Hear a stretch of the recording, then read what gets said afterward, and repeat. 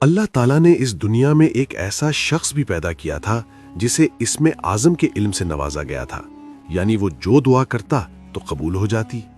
مگر اس نے ایک ایسی غلطی کی کہ اللہ نے خود قرآن میں اس کی مثال کتے سے دی۔ یہ واقعہ حضرت موسیٰ علیہ السلام کے زمانے کا ہے، جب بنی اسرائیل میں ایک بڑا عالم اور عبادت گزار شخص رہتا تھا جسے بلم بن باورا کہا جاتا تھا۔ وہ دن رات عبادت کرتا، لوگوں کو دین کی تعلیم دیتا، اور اس کی دعا کی قبولیت کی شہرت دور دور تک پھیلی ہوئی تھی۔ جب حضرت موسیٰ علیہ السلام اپنی قوم کے ساتھ مصر سے نکل کر فلسطین کی طرف جا رہے تھے تو راستے میں بلقا کے علاقے سے گزرے، جہاں ایک ظالم بادشاہ حکومت کرتا تھا۔ جب اس بادشاہ نے سنا کہ موسیٰ علیہ السلام کی قوم بڑی طاقتور ہے اور سمندر بھی ان کے لیے راستہ بن گیا تھا تو وہ خوفزدہ ہو گیا۔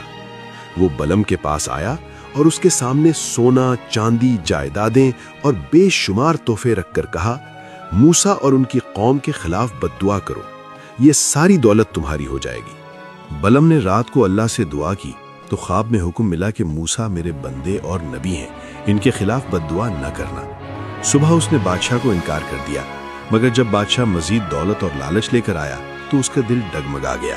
اس کے گھر والوں نے بھی دباؤ ڈالا، آخرکار لالچ غالب آ گیا۔ اگلے دن وہ اپنی گدھی پر سوار ہو کر ایک پہاڑ کی چوٹی پر چڑھ گیا، جہاں سے بنی اسرائیل کا پورا پڑاؤ نظر آ رہا تھا۔ اس نے اسم اعظم پڑھ کر بد دعا کرنے کی کوشش کی، مگر ایک عجیب بات ہوئی، اس کی زبان سے بد دعا کی جگہ دعا نکلنے لگی۔ اس کی زبان خود بخود کہنے لگی، اے اللہ، موسیٰ اور ان کی قوم کو کامیابی عطا فرما، ان پر اپنی رحمت نازل فرما اور انہیں فتح دے۔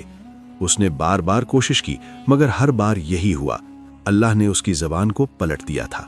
جب اس کی بد دعا کامیاب نہ ہوئی تو اس نے ایک شیطانی چال سوچی۔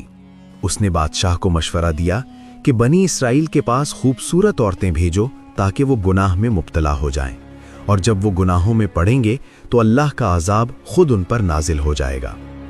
افسوس کہ کچھ لوگ اس فتنے میں پھنس گئے اور ایک سخت وبا پھیل گئی جس میں ہزاروں لوگ ہلاک ہو گئے۔ قرآن مجید میں سورہ آراف میں اس شخص کی مثال ایسے کتے سے دی گئی ہے جو ہر حال میں اپنی زبان لٹکائے رکھتا ہے، چاہے بھوکا ہو یا پیٹ بھرا، گرمی ہو یا سردی۔ اس مثال کا مطلب یہ ہے کہ جو شخص اللہ کی ہدایت پا کر بھی دنیا کی لالچ میں اسے چھوڑ دے، اس کی حالت بھی اسی طرح رسوا ہو جاتی ہے۔